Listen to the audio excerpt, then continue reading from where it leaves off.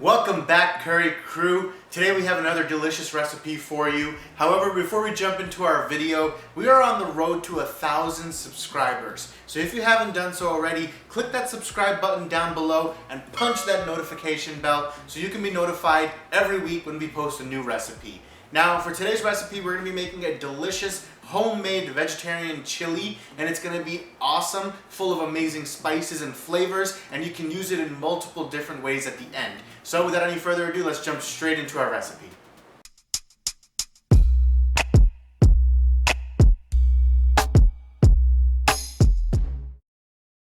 So to start off our chili, the first thing we're going to do is prepare the base of our dish by placing 1 tablespoon of oil in a small saucepan. Then once the oil heats up, to this we will add in half a tablespoon of ginger garlic paste. Next, add in a mix composing of 1 medium-sized onion, finely chopped, 1 large carrot, also finely chopped, and 1 large celery stalk, also finely chopped. This mixture is also known as a mirepoix in France or in French cuisine. So all we're going to do is we're going to give it all a nice saute to cook out our onions and our veggies. And all in all, we have about 1 cup of this mirepoix that we've taken, and it's a combination of carrots, celery, and onion. After about 3 to 4 minutes, we can transfer our veggies mix into our crock pot and then move on to the next ingredients. So now into our saucepan goes another teaspoon of oil, and we will then add in 3/4 cup of soy veggie crumbles. Now this is a vegetarian alternative to the typical ground beef that you would find in chili, but since we're making this completely vegetarian, you want to make sure that you use something different. However, if you don't want to use soy crumbles, you don't have to either. It's completely optional, but we like it, so we're putting it. Give it a quick saute and then add in 1 to 2 tablespoons of water into the pan to allow the crumbles to heat up and cook properly. After about 5 to 6 minutes, the crumbles should be ready, and you can add those into the crock pot as well. Give it all a nice mix, and then into this we will add in 1 28-ounce can of fire roasted crushed tomatoes, and now give it another mix.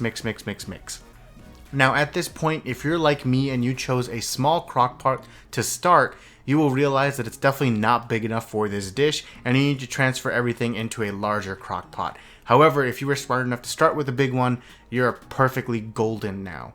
Now once you have chosen the appropriate sized crock pot, then into this we're going to add in 1 cup of vegetable stock or broth, and then add in 1 15-ounce can of cannellini beans, 1 15-ounce can of black beans, and 1 15-ounce can of chickpeas or garbanzo beans, and give it all a nice mix.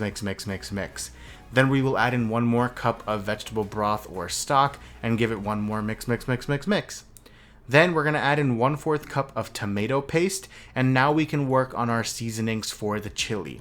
So we will start with 1.5 teaspoons of garlic powder, 1.5 teaspoons of onion powder, 1.5 teaspoons of cumin, 1 teaspoon of chipotle chili powder, 1 teaspoon of regular chili powder, half a teaspoon of mustard powder, and then 1 tablespoon of Worcestershire sauce. Next, we're going to add in black pepper to taste, and last but not least, we will also add in salt to taste. And now finally mix.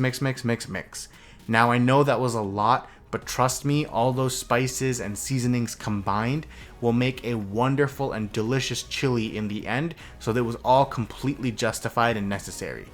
Next, we're going to add in 1 teaspoon of oregano and give it all a quick mix, and then add in 1 jalapeno that is finely chopped and 1 more mix. Finally, we're going to add in 1/4 cup of corn kernels and give it 1 final mix. And now we can cover with our lid and allow the chili to slowly cook in our crock pot.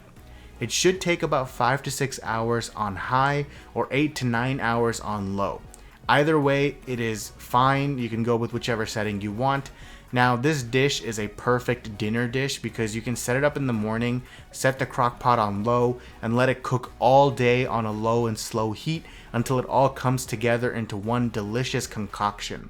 Now, we're placing ours on low, so after 8 hours, we will come back. We will take an immersion blender or like a hand blender, and we will just do 6 or 7 quick bursts with the blender just to blend up some of the beans while keeping the rest of it really chunky and nice. And with that, our chili is pretty much ready for us to use and dig into. Now you could eat this on its own, like a nice bowl of like chili with some cheese and sour cream on top, or like some corn chips as well, and it's like the perfect comfort meal. Or you could combine it with other ingredients into like a bigger and better dish as well, like chili cheese fries or chili cheese nachos, whatever it is. The possibilities are endless. Now we've created 2 dishes with the chili that we are going to be digging into, but you guys can try your own combinations as well. So definitely try it out at home, try out some new ideas, and let us know what some of these unique ideas are that you come up with, and we would love to try them as well down the road.